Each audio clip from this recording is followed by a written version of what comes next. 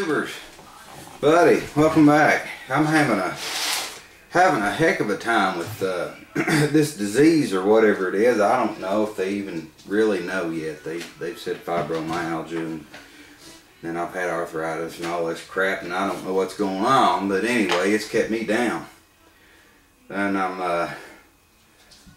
you've heard of cabin fever. Well, I can't get to the garage and get anything done because I'm laid up. And so what I've been doing, my buddy Farmer, he's like, dude, where you been? You know. So I thought I'd tell you, give you a little update on what's going on here. I got these, I don't know if y'all seen these before. These are like little greenhouses. And because I've become unemployable by society standards, whatever, I've got to make some money. So this year, since I do like gardening, you saw I got the Gravely going. I'm going to get me, I've got a sulky out back, and if you don't know what a sulky is, it's an attachment that you ride on. You know, I can actually sit on the Gravely while I'm tilling the garden, you know, and kind of get around that way. But I got to get the sulky put together. That's going to be another deal. And I've got the OSS 14. I've got to get that fired up and get it going, because there's going to be some heavier work, you know, whenever the produce, it's time to harvest. You know, I'm definitely going to need it, you know, to pick and be able to just, you know, put it in my, I got a little trailer, you know, I can put behind the SS14. And that's, I'm just assuming you know what SS14 is. It's it is a tractor that Sears made back in the 60s and up into the early 70s. The SS14 was 14 horse.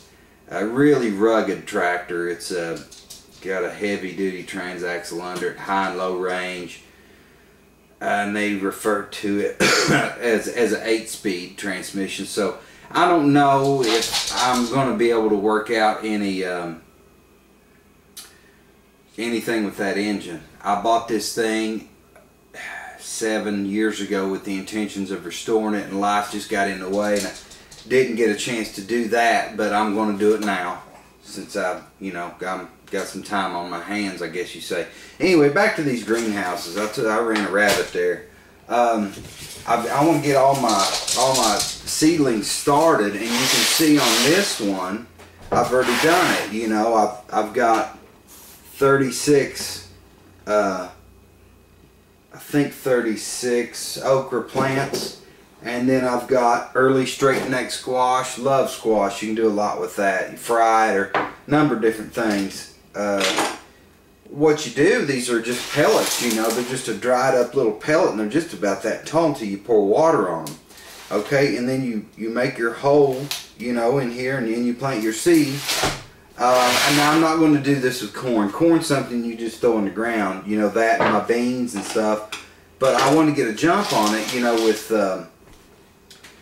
with these certain, you know, like you can't even, where I live, you can't even get okra plant seedlings, you know. So yeah, I got to start my own, get my own seedlings going here with that. Now the squash you can, but what the deal is with this, guys, it's expensive, man.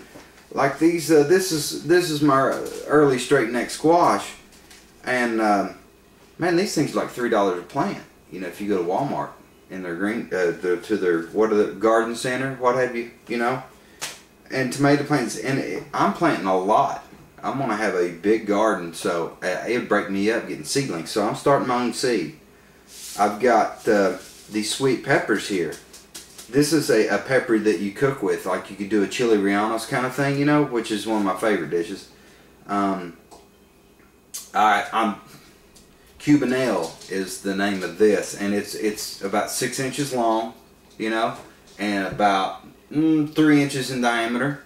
And I want to do some giant Marconis. It's the same style of thing, but they're green. These are a yellow pepper, and on the package it kind of just looks like a sweet banana pepper, but that's, you can't really tell the size on a package like that. Got to get those started. My wife wanted plenty of cucumbers started, because she does a lot with that. She makes pickles, and then she also likes them for salads, and then just, you know, whatever. But I got some Better Boy hybrid tomatoes. This is a big, I call them sandwich tomatoes. You know, one big old tomato on here. You slice it up and grate for sandwiches. And we've got some zucchini. Now I normally do the Black Beauty when I raise zucchini, but this year I was going to try this zucchini Elite Hybrid. Got that. We got some Roma tomatoes. I love Roma tomatoes. They're really good to cook with. Not a really big fruit, but you know. And the cherry tomatoes. I've got to find what, this is the first year I've ever tried to you know, raise a garden as far as trying to make a living with it, you know. So I'm kind of really, I don't know, I want to raise plenty, but I don't want to get too much to where I can't take care of it all, because it's a big job. But I think with the Gravely, you know, where I can sit on it and do my tilling and just not have to walk behind it, you know, getting the sulky going and getting my garden tractor going, I think I can manage it. My wife, she's always a big help, and we have a garden every year. Excuse me, we have a garden every year.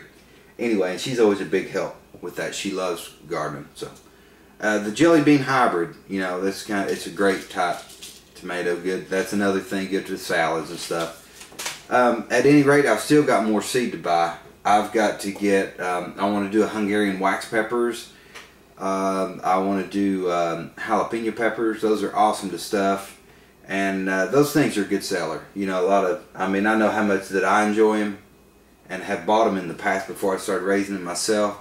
So I'm trying to get really just to get my garden laid out, not so much according to my taste, but what's going to sell good, you know. And we're going to can a lot. We make salsa, can it, put it up in beans and corn and so on and so forth. So I'm going to keep you updated on all that. I just want to, you know, kind of show you here what's the deal. I mean, you can see I've got on these I got a labeling system. I put on here. It should take 7 to 10 days for these to germinate. I get my date on here, and then I label, you know, what the plants are. And I've got more trays that my wife has already got ready, you know. And I'm just going to start going through here and getting all my seed put in. You put the lid on it, tape it down to where the wind doesn't blow it off. And I'll set these out in the sun of a day, you know, and then bring them in at night because still a little bit of frost going on here. Don't want any to deal with the weather. So anyway, that's what I've been doing. I'm hoping to get back in the garage and get to doing some stuff once I'm able. But I just want to say, hey, check in with you guys, and hope you all have a good one. And Farm All, thanks for checking in, dude. Appreciate that. So anyway, you guys have a good one. I'll see you later.